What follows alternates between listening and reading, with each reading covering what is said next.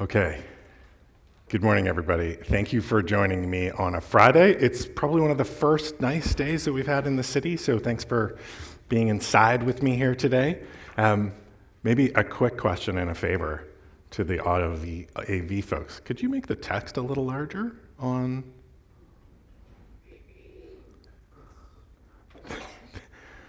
As you can tell, I'm a little old and maybe can't see that text very well. Sorry, we'll give these guys a sec to do their work. Thank you. Amazing. Okay. Thank you. I appreciate it. Again, old, you'll see.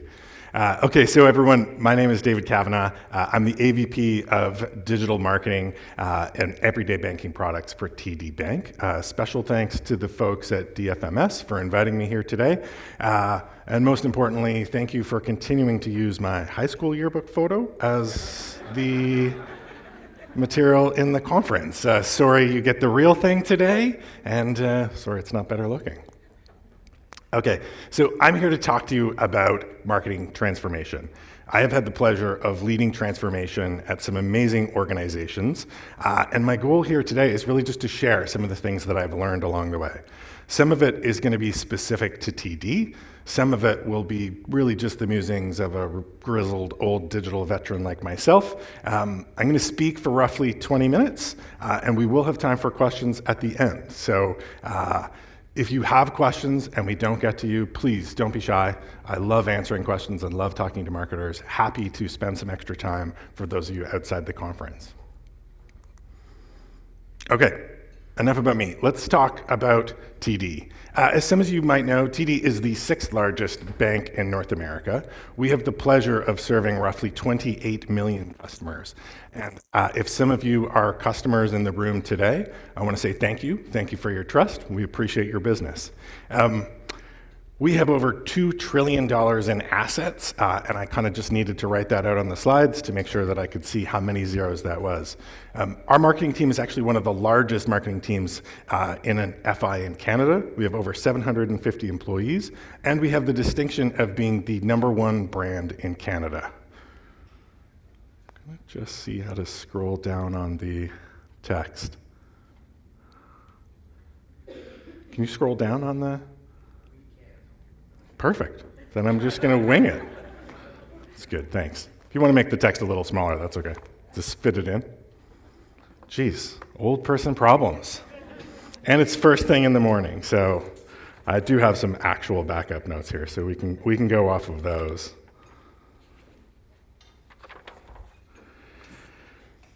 Okay, where was I?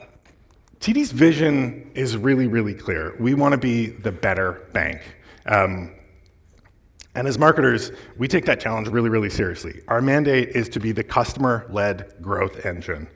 One of the reasons that I joined TD is that it was really easy for me to see the work that I do in those words. Customer-led and growth engineering are critical components of any type of digital innovation. And as some of you might know, driving at an organization that's 100+ years old and has been doing things a certain way very successfully a long time means that you really need to be very adept at finding balance within an organization. So today, that balance is not easy for modern marketers. They have to juggle a lot between the pressures of changing customer expectations, economic factors, these unhealthy and healthy tensions that we have between regulators, this sort of regulatory pressure, and ultimately the increased competition creates a ton of pressures for our market. Traditional banks also now have digitally native organizations who come with fantastic tools and technology right out of the gate that really challenge the status quo. And in order to stay sane, or at least I'll say embrace that, you really need to think in a transformation mindset. At some organizations, transformation can feel like it's sort of everything all at once at the same time. The role of a transformation agent is really to break that down into smaller parts so that you can create meaningful work and actually make meaningful progress along the way. Now, if hearing that makes you feel a little uneasy, don't worry. Lots of people feel the same way. Digital transformation isn't for everybody. Hopefully you'll learn a little something here today about how to take it and break it into smaller pieces. And for those of you wondering if you've never seen this film, this is an actual film called Everything, Everywhere, All at Once. It's an award-winning film. For what it's worth, it's about nihilism, and I promise you it's not about digital transformation. It's a great movie, but you cannot just watch that movie and skip ahead. Sadly, you have to do the hard work sometimes of actual transformation. Okay, so when people typically start talking about innovation, they will show you this image. For those of you that don't know, this is what's known as the Rogers curve or the innovation adoption curve. And the basic premise is that it shows degrees of innovativeness that allow you to categorize where users are on a curve. If you want to talk about innovation, most people really don't want to be on the left. Most people want to be on the left. They want to be in that sexy, sort of fun, innovator, early adopter stage, and nobody wants to be on the right, which is known as the laggards.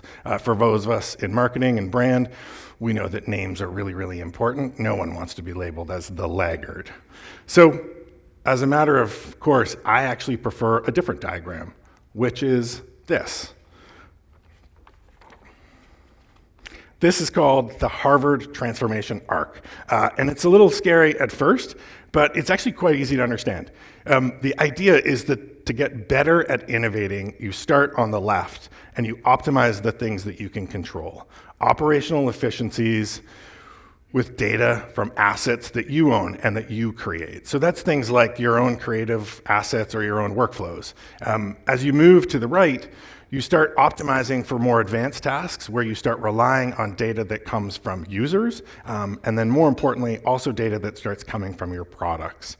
Things like advanced advertising optimization or combining data from websites and customers together.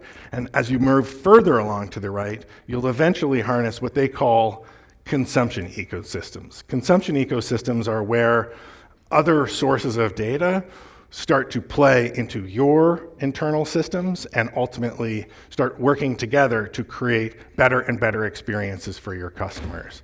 This is where you see a lot of personalization. This is where you see a lot of AI on the far right-hand side. And ultimately, this is where you start to create really, really one-to-one connections with your customers.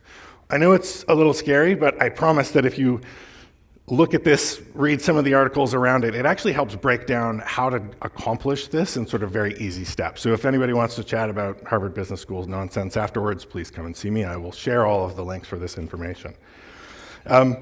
If we turn this arc into something a little more tangible, though, what you get is where we are at with TD's transformation. So today, we're focused on three things: agile transformation, technology transformation, and integrating AI. Practically speaking, this is just about focusing on the way that we work, focusing on the tools that we use, and how we're using AI to integrate to accelerate that work.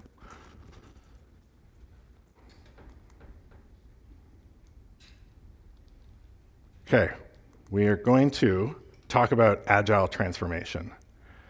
I know everybody in this room has heard the term agile marketing before, and so in some corner of the world somewhere, every time I say the word agile marketing, a marketer gets their wings.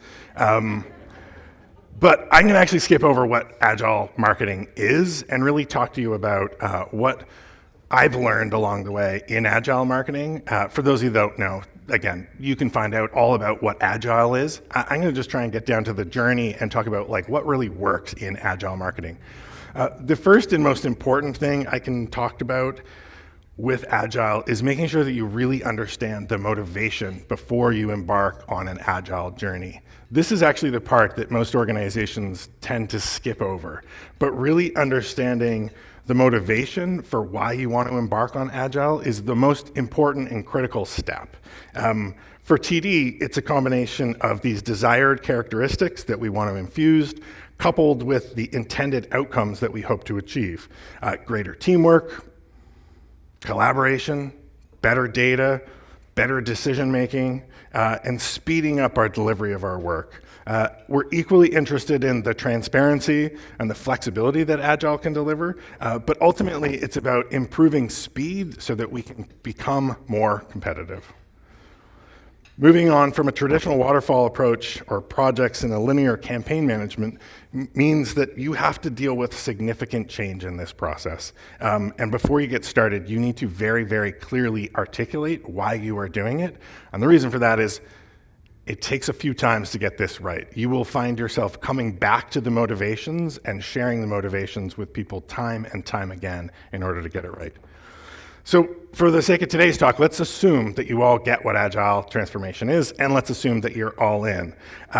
Let's talk about what it means if you actually move to Agile.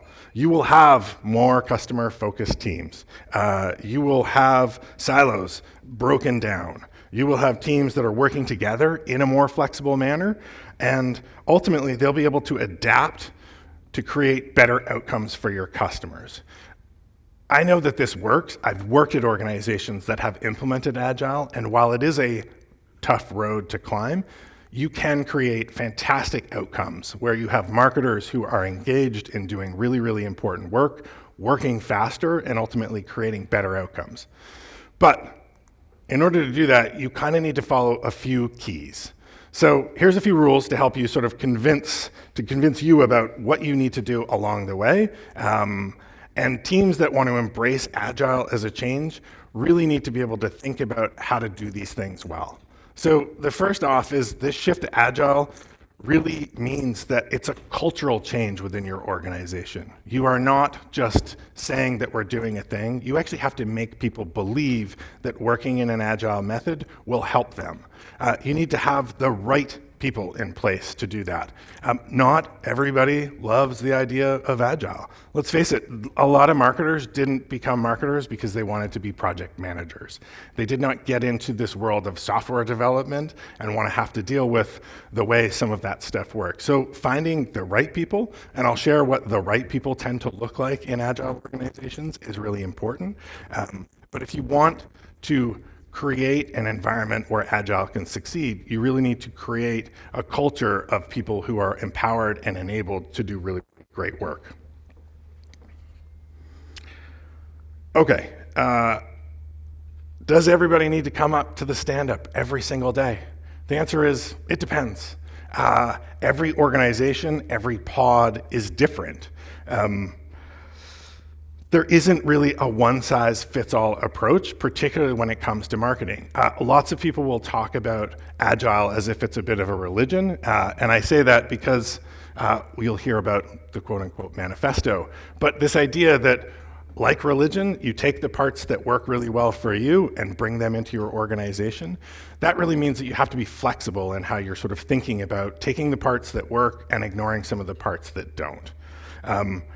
You need to feel like Agile is also fun. I know that talking about Agile over and over again doesn't necessarily make it fun, but for all intents and purposes, marketers need to feel like they're really invested in this journey, and they need to feel like it's something that they want to be part of. Okay, I promised that I would talk about the people, and in order to create great Agile and great Agile marketing, ultimately you are going to need to find some unicorns. You're going to need to find people with these sort of T-shaped skills that have both the qual and the quant skills. You need to find people that have really high EQ. And for me, I find some of the best Agile marketers are the ones who are curious, the ones who will ask questions, the ones that will raise their hands and start to dig in at the understanding why. And so if we go back to the why it's important, those are the folks that really need to understand why they're making this transformation. I will say that not everybody wants to be an Agile marketer, but if you focus on hiring people that show these skills and ultimately are interested in the transformational work that you're doing, you will find success. So let's just say if you get as many of these qualities as you can find, I assure you will find the right marketers who are ready to go on this journey with you. Okay, so takeaways for building Agile. Give yourself some grace. Nobody gets this perfect the first time. In fact, Many organizations take a few tries to get Agile right. So please, if you're going to start this journey, go into it with that knowledge. It'll take a bit of time. It'll take a little time to get it right. Don't beat yourself up. You are not the first Agile person that is actually advocating for this in an organization. Make sure that the people in the pod that they belong to know that it is their people. And what I mean by that is that you are asking people to work in a very small group, and they have to enjoy working alongside those people. They need to treat the people that are in their pod like they're their people. They need to be able to have open dialogue, honest conversations, and really get at the heart of some of the challenges in order to succeed. You have to be really flexible, but you also have to do that with intent. Remember, Agile is a framework and a way of working. You need to be able to flex around the things that work for you, but you have to do it with intent. So this idea that you are trying to accomplish something and reminding people of what you are trying to accomplish becomes critical along the way. The one thing that I always tell people is that Agile does not solve all of your problems. Going Agile does not instantly solve everything. It does take time. And as I said, you actually have to focus on the motivations to empower people to think about why they're making that journey. And you need to remind yourself frequently about why you're doing it. I think the last thing is I'll say is like people really do need to make those pods feel like their own. I've worked with groups where people say, I have to go to these stand-ups, I have to do this because this is what the timeline says. And actually I encourage them to say, within your pod, you are the ones that make those decisions. You decide what the cadences are. You make this your own. Because ultimately, each group works a little differently. So this one-size approach doesn't always work. And so making sure that marketers feel like they're empowered in that to actually make the pod work for them is what becomes really critical. Okay. We're now going to talk about technology transformation. I know that there are some salespeople in the room, and some people might be really, really excited to see what TD's technology stack is all about. So I'm going to share the secret sauce and really, really get some people excited. Are you ready? Okay, here we go.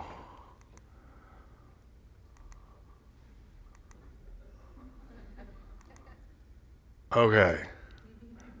Spoiler alert, sorry. TD does not have any magical tools. We have all of the same tools that most modern FIs have. Salesforce, yes. Adobe, yes. Google, yes. All working harmoniously, sometimes. The point I'm trying to make here, though, is that for people that think tools are the answer to digital innovation, I will suggest that you are incorrect. Really, buying tools doesn't inherently buy you great outcomes. For those of you that know Scott Brinkler, the great MarTech chief technologist at HubSpot, he has a lot of fantastic things to say, but this is probably one of the most important, in my opinion. The tools will only help you do so much. Everyone has brought a marketing technology tool before and entered what Scott calls the trough of disillusionment. It's kind of one of my favorite marketing sayings, but that's that period between where you buy something shiny and new to solve a discrete problem, only to find out that buying it was actually the easy part. And for those of us that have worked in FIs, you know that actually buying tools is not all that easy. It takes years of compliance and risk and procurement to get you there. But the moment you get that tool in, everybody thinks that the tool will suddenly start solving all of the problems. And the truth is that that is really just the beginning, in my opinion. The hard part is actually getting it working for you. I like to tell people that you really have to focus on that 80-20 rule. It works the same as people.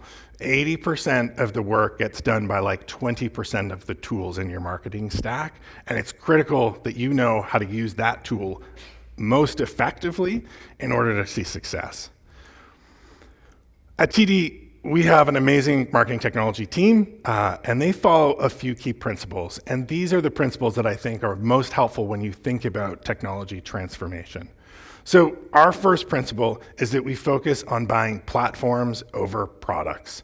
We are okay buying a tool which is connected to a bigger ecosystem, even if it means that that is not the best tool for us. I know, breathe. Some technology salespeople here are like, what? That's impossible. Why would you do that? The truth is that we believe that there is a trade-off here. And the trade-off is greater efficiency to have a tool connected in an ecosystem creates better outcomes for our customers. And ultimately, that outweighs having the best of breed everything. We also believe in centralizing data. So most people will nod their heads and say, yes, you must centralize data, but that is arguably one of the hardest things to do, particularly in a large FI. We have just launched our own marketing transformer model. We have our own AI groups, and ultimately, this transformer model that we just built called Prism is built on this centralized data tool. It's built on this idea that having all of your data in one place, closer to the tools themselves, ultimately means that you can activate that data faster and create better outcomes. Oh, sorry, I went back.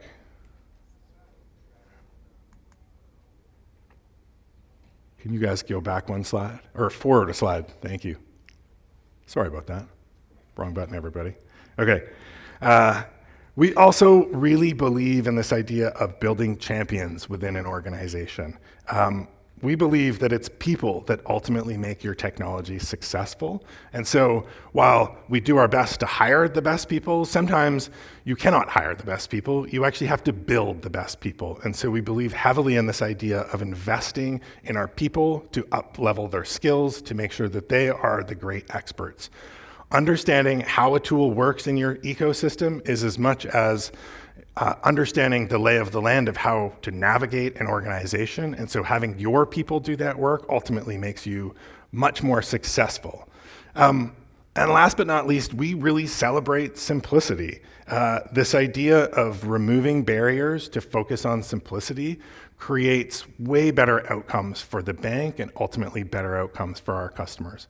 Believe it or not, when I first joined TD, I was actually part of what we called a funeral or a wake because we were decommissioning a tool, making it easier for marketers to actually use another set of tools. And it was hilarious to join what was essentially a technology wake. We went in, we talked about the great times that we've had with this tool over the years. We talked about how fantastic it was to help us get to the next place. We were grateful. It was really, truly a celebration of end of life for a technology tool. It was a weird experience at first, but I will say that I loved it because ultimately it helps people focus on this idea that like removing tools and removing barriers in your ecosystem is what can make you great. Okay. So this means that technology takeaways are actually pretty simple.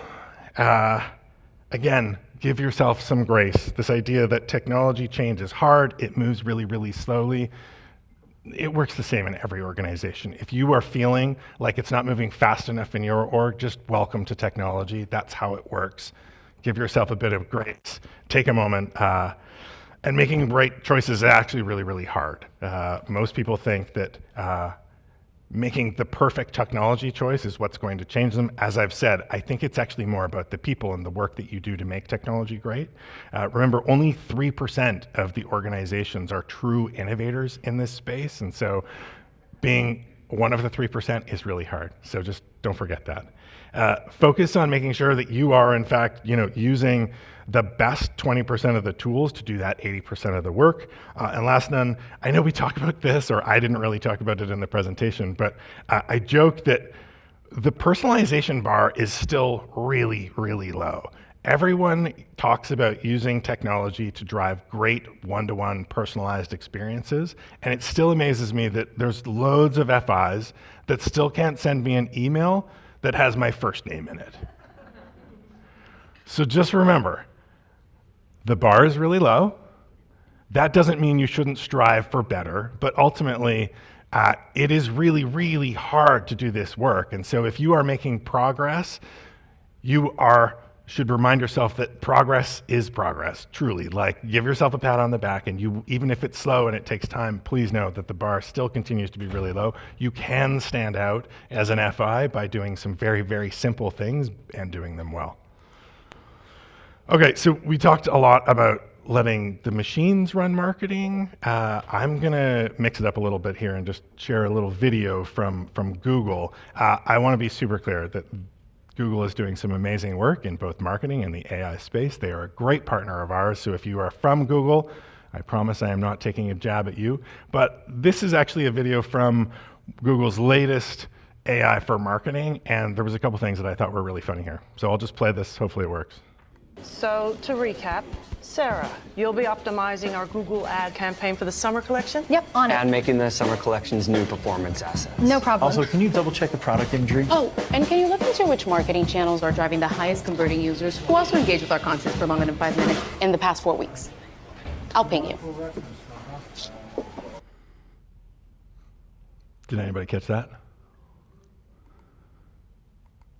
It was right there, right at the end. After this entire team of marketers comes to one person and says, do all of this work, what does Sarah do? She lets out a little sigh. Okay, let's play a game. Can anybody guess where Sarah works? Do we think that Sarah works at a digitally native clothing company?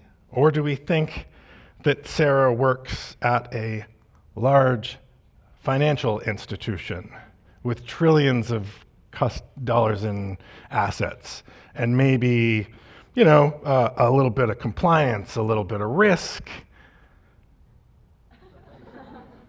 Yeah, this is, by the way, not my financial company. It's probably not your financial company. But for those of us that have worked in FI, we actually know that there's a lot more that goes on about integrating AI because we have a lot more stakeholders. Again, the joke here is that Google makes it seem simple to do some of this work. It is really, really hard. Also, for the record, I really feel bad for Sarah after she had all of those people tell her to do all of these things. I kind of wondered what everybody else does at that organization. Okay, so the reason that I show this is that most organizations are going to need to prioritize, and that really is about creating balance. So this idea that you can just harness AI right out of the box is probably not realistic for many, many FIs. You need to make tough choices about how AI will help your business. You need to decide whether you're going to focus on AI that helps your business or AI that is being done to your business, or whether you will choose to use AI within your business. And getting that balance right isn't always easy. Like some companies really need to do both. And in the world that we live in today, most organizations are struggling to figure out how do they do that really, really well.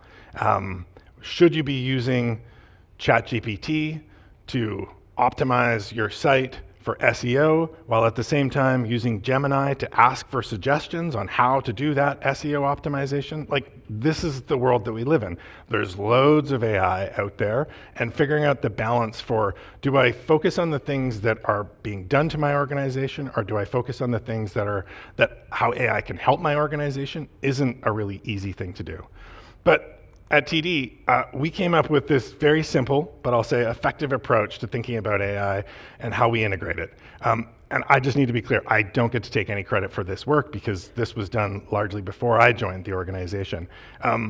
But it starts with creating this timeline, this idea that you start at horizon 0 and move your way to the right. And what you're really doing is thinking about, like, in phase 1 or horizon 0, it's about doing research. It's about figuring out use cases that you can use to integrate AI. It's about picking the right tools. And as you move into phase 2, you pick what we called like a low risk swim lane. And so that is doing something with AI that may not be visible to your customers. The example of that would be optimizing for SEO.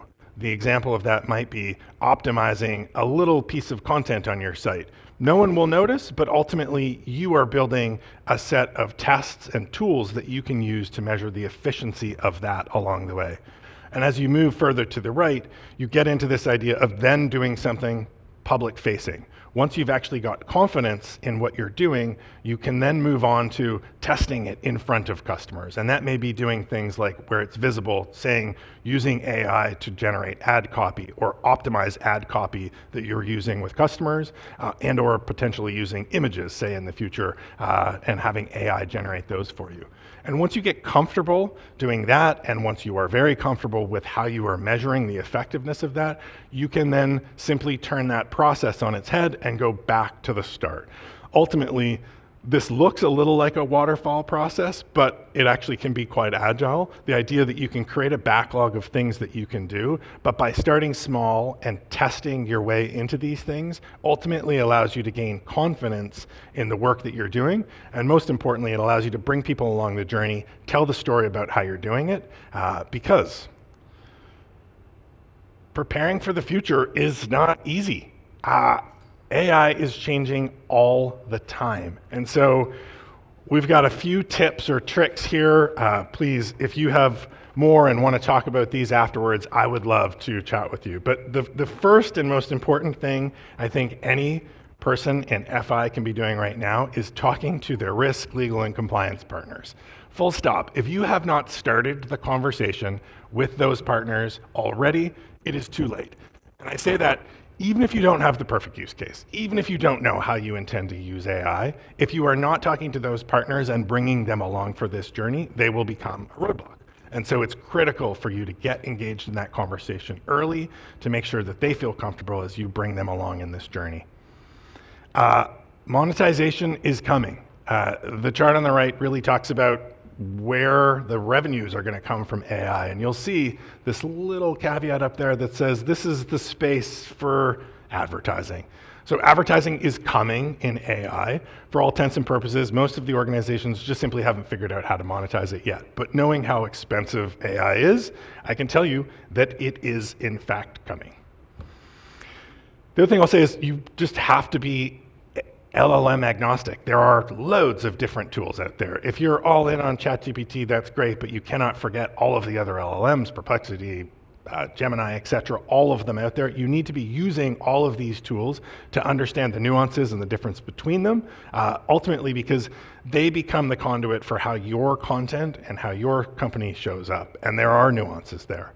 So the other thing I'll say is like SEO is back for all of us old school traditional marketers that thought SEO was dead. SEO is now the most important thing that you can do to make sure that your websites or your digital properties are read by the LLM. So foundational principles of making sure it's understandable, readable, all of the tools and tech that goes into SEO.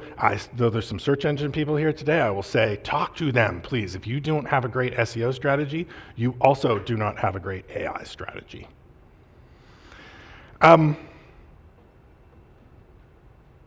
The other thing that I will say is that I'm surprised at how often I meet marketers who aren't immersing themselves in these tools. So if you are not using ChatGPT or you are not using Gemini, even if you can't use it on your work device, please use it on your personal devices. You really do need to poke around with this. You do need to do things like do searches for what is the best FI in my region? What are the differences between these FIs? You need to understand what these LLMs are spitting back to your customers before your customers start doing this. And I can tell you that your customers are already doing this.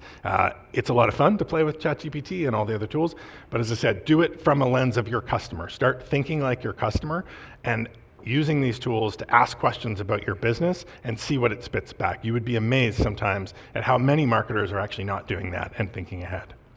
Okay. So, takeaways for AI. Again, grace, just grace. You need a lot of grace. Nobody knows for certain how this is all going to play out, so don't fret.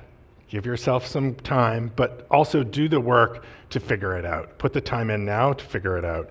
Focus on the fundamentals. Think like your customers do. Search like they do. Ask all of the questions of the LLMs that you think are relevant. One of my favorite things too is you can use the LLMs to ask them questions about how to be better working with them, literally.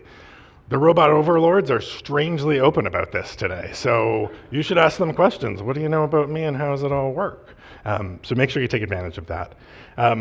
Okay, so with that, I just want to say thank you. I appreciate everyone putting up with old man eyes, not being able to see all the screen, and open for questions if we have time. We got 1 minute. 1 minute, amazing. We have one question. Make it. All right, does anyone have a question? No questions? Put up Amazing. your hand and we'll bring a mic to you. I have one question. Go for it. I'm going to go right to the very start. Do it. Agile as a religion. How many people actually practice it as a percentage, if you will, in the marketing world? Yeah, I would say very few. There are large organizations that are all in on Agile, so an organization like TD where the entire marketing team is moving into Agile, but not every organization is there yet. I've worked at 3 large FIs, and I will say only 1 out of 3 so far is using it. Where you do tend to see it is in software development technology teams. So the places where Agile was originally born is ultimately in software development. And so this idea that it has moved into marketing has taken some time. But the truth is most technology orgs that are using it are also now asking marketing teams to work in Agile. If you're not familiar with it or your teams aren't working in Agile, what they are very likely doing is they're working with Agile teams to support some of the work that they do. And so it becomes quite natural for you to think about how do we make that transition to work it the same way that our partners work. Good. Thank you so Okay. much, David. Thank you. I appreciate it, everybody. I'll leave this up here. Nice job. Keep misshaking your hand. Thanks. Thanks again,